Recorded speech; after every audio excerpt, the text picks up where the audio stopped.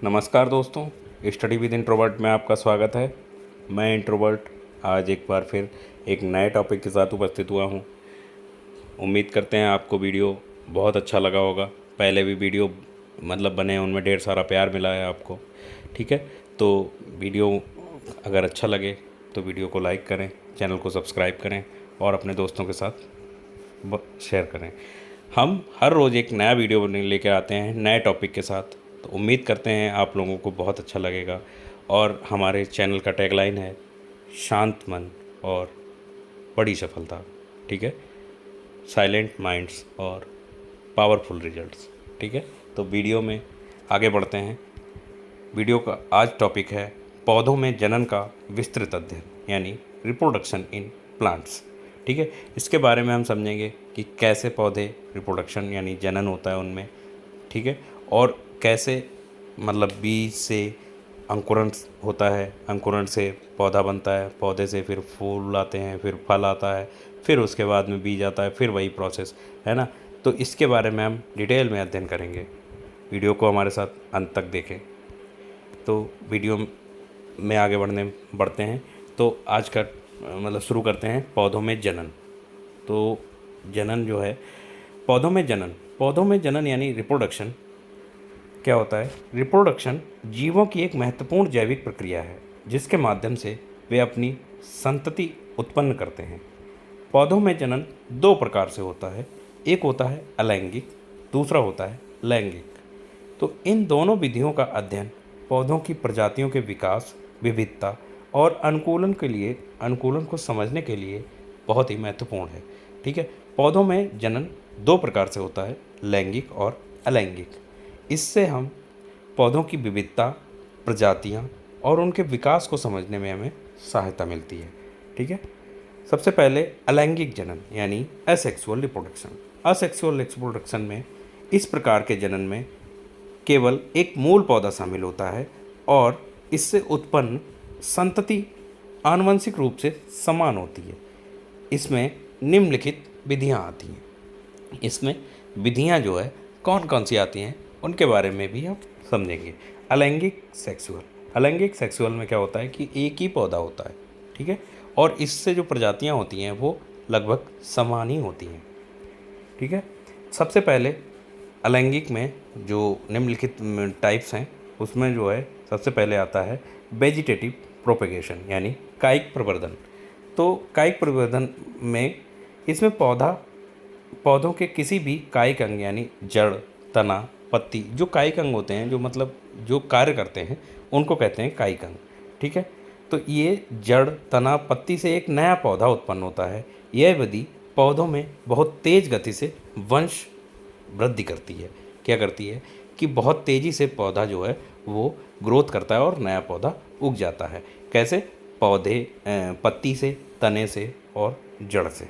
ठीक है, हम क्या करते हैं, इसमें पत्ती एक नई लगा देंगे, जड़ एक नई लगा देंगे, या तना को काट कर थोड़ा सा उसको नया पौधा बना देंगे। तो इससे क्या होगा, पौधा सेम टाइप का, जो उसकी प्रजाति है वो नहीं बदलेगी, वो समान प्रजाति ही रहेगी, उसी प्रजाति का एक नया पौधा तैयार हो जाता है। ठीक है, अब कायिक प्रवर्धन के प्रकार जो होते हैं, जैसे जड़, तना, पत्ती के बारे में बताया, तो सबसे पहले होता है जड़ द्वारा। जड़ द्वारा में क्या होता है, कुछ पौधों की जड़ों से नए पौधे उत्पन्न होते हैं, जैसे शकरकंद, गाजर और आलू। तो शकरकंद, गाजर और आलू क्या करते हैं कि एक आलू लिया, उस आलू को हमने नई जगह पे, दूसरी जगह पे लगाया, उससे क्या हो गया, नए आलू, फिर उसके बाद में नए आलू। ऐसे जो होता है शकरकंद, गाजर, इनकी सेम प्रोसेस होती है, लेकिन इनकी जो प्रजाति होती है वो सेम रहती है। एक ये तो हो गया जड़ द्वारा। दूसरा समझते हैं तने द्वारा। तने द्वारा क्या होता है कि भूमिगत तनों में नए पौधे उत्पन्न हो सकते हैं। उदाहरण अदरक, आलू, प्याज। अदरक जो होता है वो तना होती है, और आलू भी तना होता है, और प्याज भी तना होता है। इससे क्या है कि ये तने जो होते हैं वो भूमिगत रहते हैं, जड़ ज़मीन के अंदर रहते हैं। इनको क्या होता है, इनसे एक नई प्रजाति तो समान रहती है, लेकिन एक नया पौधा का निर्माण हो जाता है। ठीक है, तीसरा है पत्ती द्वारा। पत्ती द्वारा क्या होता है कि कुछ पौधों की पत्तियों पर छोटी छोटी कलीनुमा संरचनाएं बनती हैं जो गिरकर नए पौधे उत्पन्न करती हैं। उदाहरण है इसका ब्रायोफिलम और बेगोनिया। बेगोनिया और ब्रायोफिलम जो होते हैं, इनकी पत्तियों से नए पौधे का निर्माण हो जाता है, जबकि प्रजाति जो है वो सेम रहती है। ठीक है। अब दूसरी आती है कृत्रिम विधियाँ। कृत्रिम विधियाँ यानी आर्टिफिशियल मेथड से जो होते हैं नए पौधों का प्रजनन होता है और निर्माण होता है। ठीक है। इससे क्या है, जैसे कलम, सबसे पहले आता है कलम। कलम में क्या है कि गुलाब, जैसे गुलाब हो गया, ठीक है, गन्ना गन्ना हो गया, गुटीकरण हो गया। ठीक है। तो गन्ने को क्या करते हैं, गन्ने की कलम को हम गन्ने को काटते हैं और डिफरेंट कलम में डिवाइड करके हम जो है मतलब पार्ट्स में डिवाइड करते हैं और उसको गड़वा देते हैं ज़मीन में। उससे क्या है, नया पौधा तैयार हो जाता है। ऐसे ही गुलाब करते हैं, ऐसे ही गुटीनियम, इसको कहते हैं गुटीनियम, गुटीकरण कहते हैं। ठीक है। दूसरा है लेयरिंग। लेयरिंग में जैसे आम, नींबू, कलम बांधना। ठीक है। आम की कलम, नींबू की कलम, जैसे आम की कलम के पौधे होते हैं, ठीक है, नींबू की जो टहनी होती है उसको काट के अगर आप कहीं पे लगाते हैं तो क्या होगा कि एक नए पौधे का निर्माण हो जाता है। तीसरा आता है ग्राफ्टिंग। ग्राफ्टिंग में अंगूर, आम, ठीक है, अंगूर की बेल जो होती है वो आप काट के कहीं से भी और एक नई जगह पे लगा देंगे तो क्या होगा, उसको कहते हैं ग्राफ्टिंग। ठीक है। अब दूसरा टाइप पढ़ेंगे बीजाणु जनन यानी स्पोर फॉर्मेशन। स्पोर फॉर्मेशन कैसे होता है पौधों में, तो इसमें क्या होता है कि कुछ पौधों में छोटे बीजाणु यानी स्पोर्स बनते हैं जो हवा या पानी द्वारा फैलते हैं। ठीक है। और नए पौधे को जन्म देते हैं। तो कुछ पौधे जो होते हैं उनमें क्या होता है कि उनमें छोटे बीजाणु बनते हैं जो हवा के माध्यम, जैसे हवा चलती है तो उसमें से जो बीजाणु उड़ जाते हैं और पानी के माध्यम से जो बह जाते हैं, तो उनसे क्या होता है कि एक नए पौधे का जन्म होता है। ठीक है। एग्जाम्पल है इसका फर्न हो गया, कवक हो गया और मॉस हो गया। ठीक है। ये क्या करते हैं, ये पौधे, इनमें बीजाणु छोटे बनते हैं और ये हवा से और पानी से द्वारा एक स्थान से दूसरे स्थान में पहुंच के एक नए पौधे का निर्माण कर देते हैं। ठीक है। तीसरा है खंडन यानी फ्रेगमेंटेशन। फ्रेगमेंटेशन में क्या होता है, इसमें पौधे का कोई भाग टूटकर नया पौधा बना लेता है। ठीक है। एग्जाम्पल है शैवाल, हाइड्रीला। शैवाल जैसे एक काई जैसी होती है, पानी में पाई जाती है। तो इससे क्या है कि शैवाल को जैसे अगर आप काट के दूसरी जगह पानी में डाल देंगे तो एकदम नया पौधे का निर्माण हो जाता है। ठीक है। ऐसे ही हाइड्रीला होता है। हाइड्रीला भी जो है, इसको अगर एक पार्ट जो है पौधे का काट के दूसरी जगह डालेंगे तो वो नया पौधा तैयार हो जाएगा। ठीक है। जैसे इसको बोलते हैं पानी में वो क्या होता है, जलकुंभी। जलकुंभी जिसको बोलते हैं वो भी इसी का एग्जाम्पल है, हाइड्रीला इसको बोलते हैं, है ना, हम लोग जलकुंभी के नाम से जानते हैं। तो ये जो है पानी में से एक प्लांट अगर उसका काट के निकाल के पौधे को निकाल के दूसरे जगह पर डाल देंगे तो वहाँ पे नए पौधे का निर्माण हो जाएगा। इसको बोलते हैं खंडन यानी फ्रेगमेंटेशन। इस प्रोसेस को बोलेंगे फ्रेगमेंटेशन। ठीक है। एक वो है रीजनरेशन, पुनरुद्भवन। पुनरुद्भवन में क्या होता है कि कुछ पौधे अपने कटे हुए भाग से पुनः संपूर्ण पौधा बना लेते हैं, जैसे ब्रायोफाइट और शैवाल। यही अभी हम बता रहे थे कि शैवाल जो होती है वो एक जगह से दूसरी जगह काट के अगर डाल देंगे पौधे को तो वो नया पौधा एकदम से बन जाता, तैयार हो जाता है। ठीक है। अब अभी तक हम पढ़ रहे थे कैसे अलैंगिक जनन। अब हम पढ़ेंगे लैंगिक जनन यानी सेक्सुअल रिप्रोडक्शन। सेक्सुअल रिप्रोडक्शन पौधों में किस प्रकार से होता है इसके बारे में हम समझते हैं। तो इस विधि में नर और मादा युग्मक जो जेमेटीज होते हैं के संलयन से नया पौधा उत्पन्न होता है। ठीक है। यह पुष्पीय पौधों में अधिक पाया जाता है और आनुवंशिकता विविधता को बढ़ावा देता है। तो क्या होता है इसमें कि इसमें जो जो फूल वाले पौधे होते हैं जिनमें पुष्प आते हैं उनमें ये लैंगिक जनन होता है। ठीक है। और ये क्या करते हैं, आनुवंशिक विविधता को बढ़ावा देते हैं। इनसे क्या है कि एक नई प्रजाति का निर्माण होता है। ठीक है।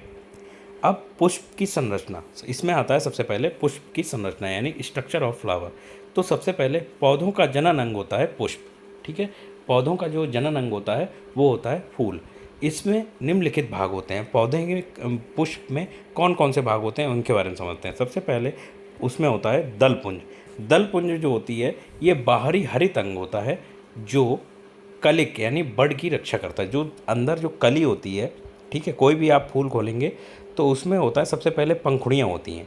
ठीक है। उसको कहते हैं दलपुंज, जो कली की रक्षा करता है, मतलब जो अंदर कली होती है उसकी रक्षा करते हैं, ये कवर करते हैं। ठीक है। दूसरा आता है पुष्प मंडल। पुष्पमंडल क्या है कि ये रंगीन पंखुड़ियों से बना होता है जो कीटों को आकर्षित करता है। तो इसमें जो पुष्प में जो रंगीन पंखुड़ियाँ होती हैं वो क्या करती हैं, वो कीट पतंगों को आकर्षित करती हैं। कीट पतंगे उसकी सुगंध से, उसके रंग से उसके पास जाते हैं और वहाँ से कली के संपर्क से आके और वहाँ से क्या करते हैं, ये उसका हार्मोन को लेके और एक पुष्प से दूसरे पुष्प में जाके बैठते हैं, तो वो अपना नर मादा वाला उनका लैंगिक जनन हो जाता है। ठीक है। अब आता है पुंकेसर। पुंकेसर क्या होता है, ये नर जनन अंग होता है जिसमें पराग कोश यानी एंथर और तंतु यानी फिलामेंट होते हैं। ठीक है। तो पुंकेसर पुष्प में पाया जाता है। तो पुंकेसर जो होता है वो नर जनन अंग होता है जिसमें क्या होता है कि पराग कोश और तंतु पाए जाते हैं। ठीक है। अब आता है कौन सा, पुंकेसर। उसके बाद में आता है मकरंद केसर यानी गाइनोसियम जिसको बोलते हैं। तो यह मादा जनन अंग होता है जिसमें वर्तिकाग्र और वर्तिका और अंडाशय होता है। तो पुष्प में गाइनोसियम पाया जाता है ना। तो ये मादा जननांग होता है पुष्प का। ठीक है। अब आता है इसमें परागण। परागण जो होता है पराग कणों का एक पुष्प से दूसरे पुष्प के वर्तिकाग्र तक स्थानांतरण को परागण कहते हैं। कि एक पुष्प से दूसरे पुष्प के वर्तिकाग्र तक यानी स्टिग्मा तक स्थानांतरण जो होता है वो परागण कहलाता है। ठीक है। एक पुष्प से दूसरे पुष्प तक, जैसे मतलब जो कीट पतंगों के माध्यम से परागण जो है, परागण का ही आदान प्रदान होता है। ठीक है। अब परागण के प्रकार कौन कौन से होते हैं उसके बारे में समझते हैं। परागण जो है स्वपरागण जो होता है एक सेल्फ पॉलिनेशन में क्या होता है कि जब परागण उसी पुष्प या उसी प्रकार के दूसरे पुष्प पर गिरते हैं। ठीक है। जैसे गेंदे का फूल है, गेंदे का फूल से क्या होगा कि वो मतलब जो हार्मोन होते हैं उसके परागण के पुंकेसर से जो लेके कीट पतंगे जो होते हैं वो वहाँ से लेके गेंदे के ही पुष्प पे अगर बैठते हैं तो उसको कहते हैं क्या, स्वपरागण। अब होता है दूसरा परपरागण यानी क्रॉस पॉलिनेशन में क्या होता है कि जब परागकण किसी दूसरे पौधे के पुष्प पर गिरते हैं।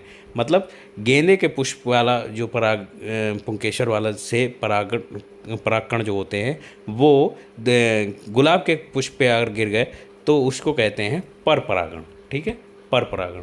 और परागण के कारक क्या होते हैं, मतलब एजेंट्स ऑफ पॉलिनेशन अभी हमने बताया था, कीट, मधुमक्खी, तितली, नारियल, मकई जल, हाइड्रिला, वल्नेरिया। ठीक है। ये सारे जो हैं वो माध्यम हैं, इनके माध्यम से क्या होता है कि एक पुष्प से मतलब परागण होता है। ठीक है। परागकण जो होते हैं वो एक पुष्प से दूसरे पे या एक पुष्प से उसी पुष्प पे, इस पे जो होता है क्या होता है, इससे जनन होता है और ये जो होते हैं इनका माध्यम बनते हैं। ठीक है। अब आता है निषेचन।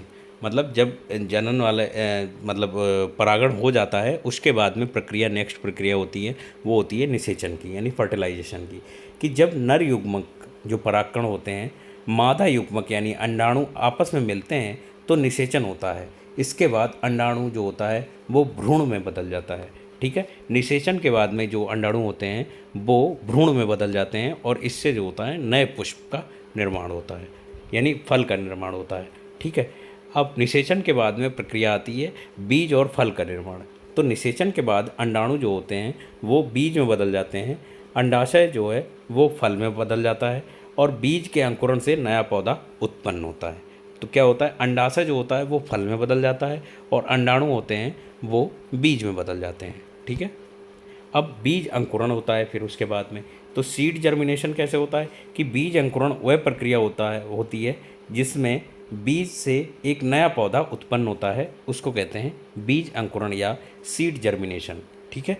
तो सीड जर्मिनेशन में क्या होता है कि जब बीज से नया पौधा अंकुरित होता है उसको कहते हैं बीज अंकुरण। ठीक है। अब अंकुरण के प्रकार भी होते हैं। अंकुरण के क्या प्रकार होते हैं उनके बारे में समझते हैं। अंकुरण के प्रकार सबसे पहले भूमिगत अंकुरण को हम कहते हैं हाइपोजल जो है जर्मिनेशन। हाइपोजल जर्मिनेशन में क्या होता है कि बीज पत्र मिट्टी में ही रहते हैं। ठीक है। जो बीज होता है उसके बीज पत्र जो होते हैं वो मिट्टी में ही रहते हैं। जैसे मटर, नारियल। ये क्या है कि जब हम मटर के बीज को जब हम ज़मीन में डालेंगे तो क्या होगा, वहीं पे अंकुरण होगा और वहीं से पौधा, मतलब ज़मीन से ही, भूमि के अंदर से ही पौधा निकलता है।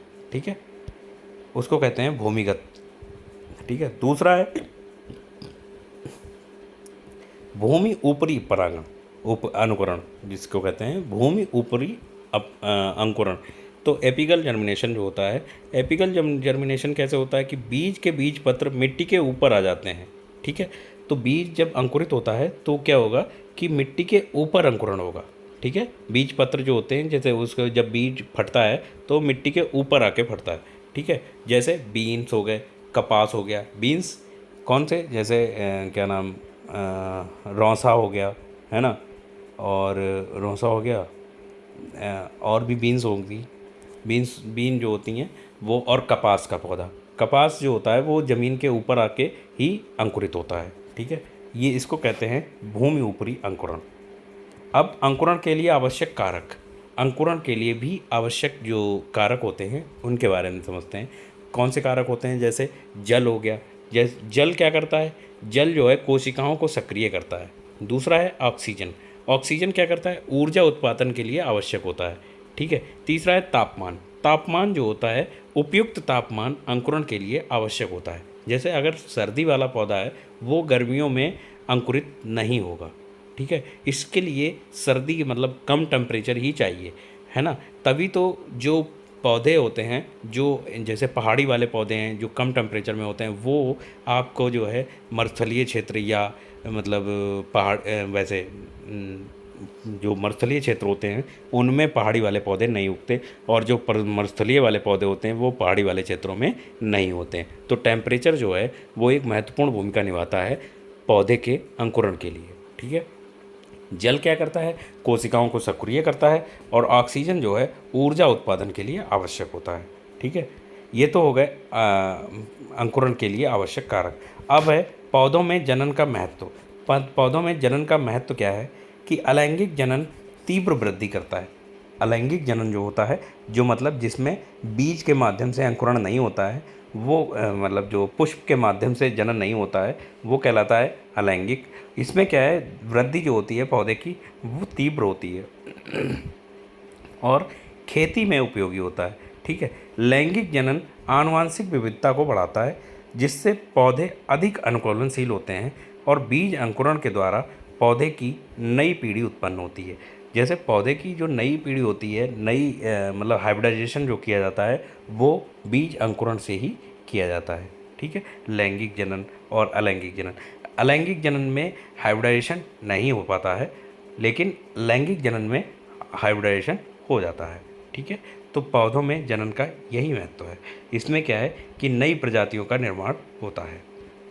अब इसका निष्कर्ष क्या है, इसका निष्कर्ष है कि पौधों में जनन की दो मुख्य विधियां होती हैं, एक होती है अलैंगिक जनन और होती है लैंगिक जनन। तो पौधों के अस्तित्व और विकास में महत्वपूर्ण भूमिका निभाते हैं ये लैंगिक और अलैंगिक जनन को समझने में। ठीक है, अलैंगिक जनन तेज गति से वंश वृद्धि करता है, जबकि लैंगिक जनन प्रजातियों में विविधता उत्पन्न करता है। तो जो लैंगिक जनन होता है, इससे क्या है, विभिन्न प्रकार की प्रजातियां, मतलब उसमें विविधता पाई जाती है। ठीक है, इन दोनों विधियों के समुचित अध्ययन से हम कृषि, बागवानी और वनस्पति विज्ञान में नई तकनीकों का विकास कर सकते हैं। ठीक है, इन सब के माध्यम से हम क्या करेंगे, नई तकनीकों का विकास करते हैं, पौधों की नई प्रजातियों का निर्माण कर सकते हैं। ठीक है, पौधे की हम अपने पर्यावरण का संतुलन बनाए रख सकते हैं। ठीक है, तो वीडियो में आज के लिए बस इतना ही। वीडियो को यहाँ अंत तक देखने के लिए बहुत बहुत धन्यवाद। उम्मीद करते हैं आपको वीडियो बहुत अच्छा लगा होगा। वीडियो अगर अच्छा लगा हो तो वीडियो को लाइक करें, चैनल को सब्सक्राइब करें और हमें सुझाव दें कि ये वीडियो कैसा लगा। ठीक है, कमेंट में आके हमें बताएं कि वीडियो अच्छा लगा या फिर आपको क्या चीज़ हमें इसमें अच्छी लगी है, उसके बारे में हमें सुझाव दें। Thanks for watching. चैनल को सब्सक्राइब करें और हमारे साथ बने रहें, और नए मिलते हैं नए वीडियो के साथ, नए टॉपिक के साथ। ठीक है, तब तक के लिए थैंक यू, बाय।